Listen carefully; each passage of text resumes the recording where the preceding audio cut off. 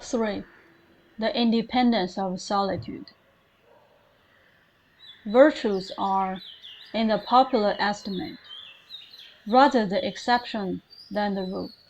There is a man and his virtues. Men do what is called a good action, as some piece of courage or charity, much as they would pay a fine in expiation of daily non-appearance on parade.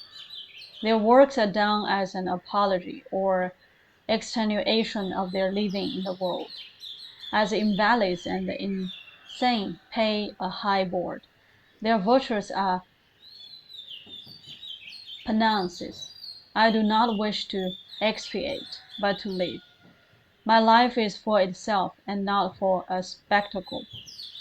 I much prefer that it should be of a lower strain, so it be genuine and equal, than that it should be glittering and unsteady. I wish it to be sound and sweet, and not to need diet and bleeding. I ask a primary evidence that you are a man, and refuse this appeal from the man to his actions. I know that for myself it makes no difference whether I do or forbear those actions which are reckoned excellent. I cannot consent to pay a privilege where I have intrinsic right.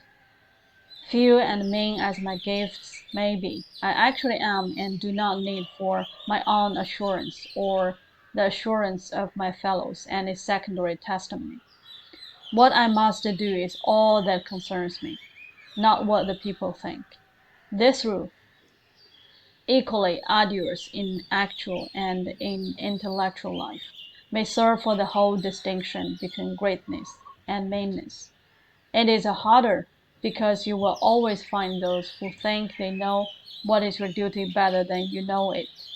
It is easy in the world to live after the world's opinion. It is easy in solitude to live after our own. But the great man is he who in the midst of the crowd keeps with perfect sweetness the independence of solitude. The objection to conforming to usage that have become dead to you is that it scatters your force. It loses your time and blurs the impression of your character. If you maintain a dead church, contribute to a dead Bible society, vote with a great party, either for the government or against it, spread your table like base housekeepers, and all these screens I have difficulty to detect the precise man you are. And of course so much force is withdrawn from your proper life.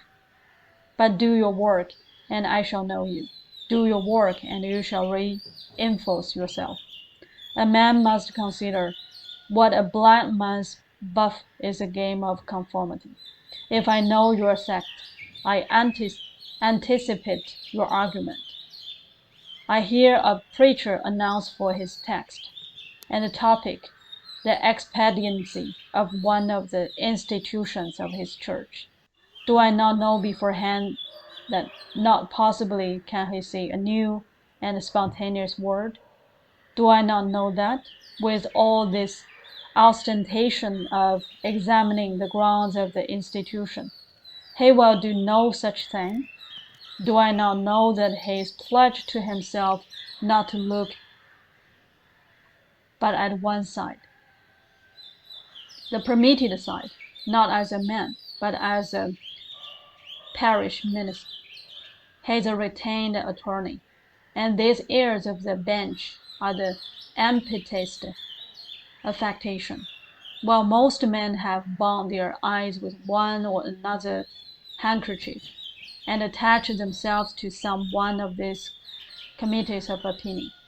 This conformity makes them not false in a few particulars, authors of few lines, but false in all particulars. Their every truth is not quite true.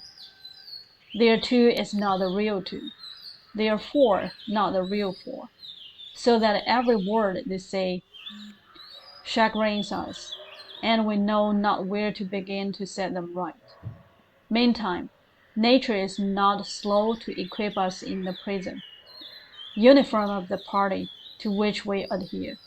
We come to wear one cut of face and figure, and acquire by degrees the gentlest asinine expression.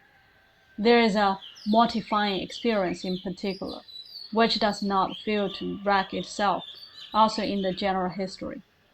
I mean the foolish face of praise, the forced smile which we put on in company, where we do not feel at ease in answer to conversation which does not interest us, the muscles, not spontaneously moved, but moved by a low, usurping willfulness, grow tight about the outline of the face with a most disagreeable sensation.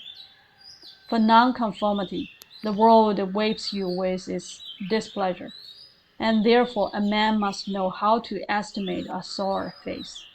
The bystanders look askance on him in the public street, or in a friend's parlor. If this avacation had its origin in contempt and resistance like his own, he might well go home with a side countenance. But the sour faces of a multitude, like their sweet faces, have no deep cause, but are put on and off as the wind blows and the newspaper directs. Yet is the discontent of the multitude more formidable than that of the Senate and the college. It is easy enough for a foreign man who knows the world to brook the rage of the cultivated classes. Their rage is decorous and prudent, for they are timid as being very vulnerable themselves.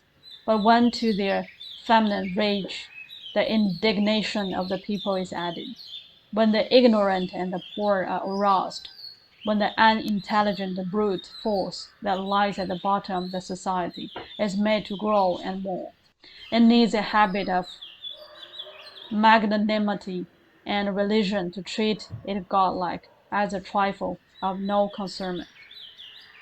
The other terror that scares us from self-trust is our consistency, a reverence for our past act or word, because the eyes of others have no other data for computing our orbit than our past acts, and we are loath to disappoint them.